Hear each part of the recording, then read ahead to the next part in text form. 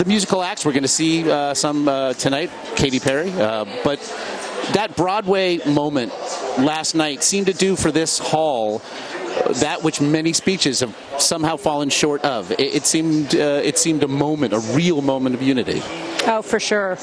Whenever you can engage the audience and they all start singing along, you know that you've had an impact, and that's what it did. Indeed. Carole King's my favorite so far. Oh, well, Carol's in a class all by herself. Yeah. We should also welcome New Hampshire Senator Jeanne Shaheen. Yes. Thank you for joining us, Senator. Do you have a band, Senator? No, I wish I did. We'll talk about that off camera, but I do want to get to a bit of business, Senator. They're obviously, we've been talking about it all day, following what we saw last night and sort of the rousing arguments that we heard for Hillary Clinton against Donald Trump. What are you hoping to hear from Hillary Clinton herself tonight?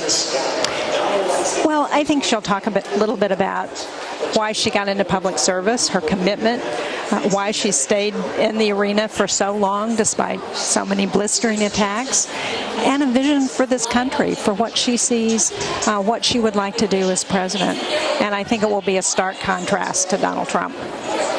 Senator, you were presented something of a unique challenge. Bernie Sanders took your state in a landslide. Very vocal group is the delegation from New Hampshire. What has it been like for you to make the case for Hillary Clinton as a candidate against the backdrop of a state delegation that perhaps does not necessarily agree? Well, look, I appreciate what Bernie has done. I've served with him in the Senate. I know how passionate he is and all of the millions of people he's brought into the process, the progressive agenda that he's moved forward.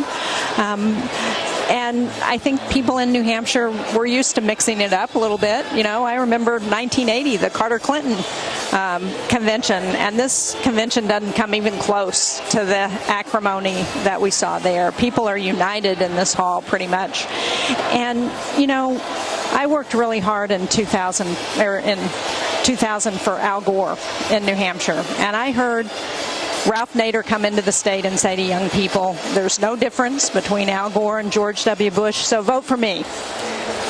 Ralph Nader pulled enough votes away from Al Gore to swing New Hampshire, and that was the election. And I think we saw a very different America under George W. Bush than we would have seen under Al Gore. So I think it's easy to make the case that if you sit on the sidelines, if you vote for a third-party candidate or for Donald Trump, you run the risk of not just doing a protest vote, but of putting Donald Trump in the White House. And that is not good for America.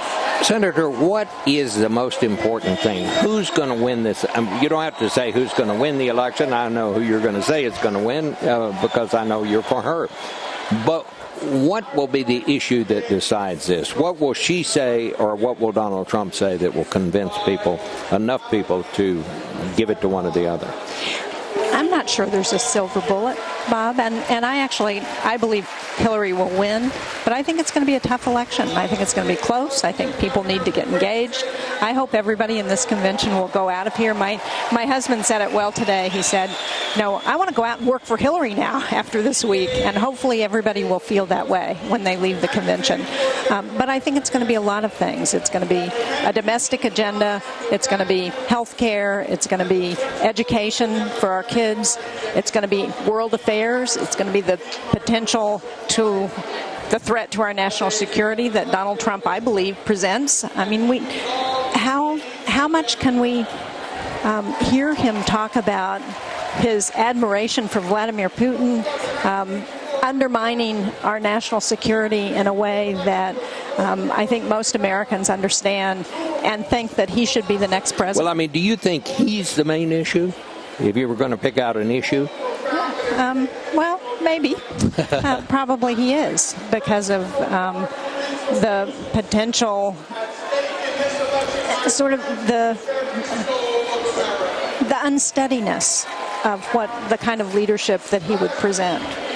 Senator, it is a data-driven campaign, and if we assume to a degree that perhaps the demographics are locked, that if the Obama coalition can be held together, that really does leave this then to be a turnout election. Right. And Bernie Sanders was phenomenally successful with younger voters. They could really be the X factor. What percentage of them can you turn out? What percentage of them who've been involved to this point can you keep? I ask you this question against the backdrop of some reporting from some of our colleagues that suggest that perhaps during Hillary Clinton's speech tonight, we may see some walkout of some portion of Sanders delegates tonight. How do you turn out the young vote that could prove so crucial in November?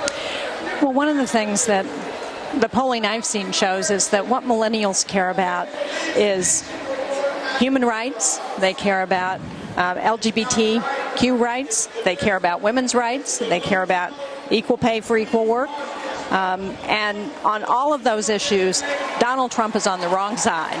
And so part of what we've got to do is make sure that they understand the difference between the two on those issues. And for the Bernie folks who are going to walk out, if they do tonight, they just marginalize themselves.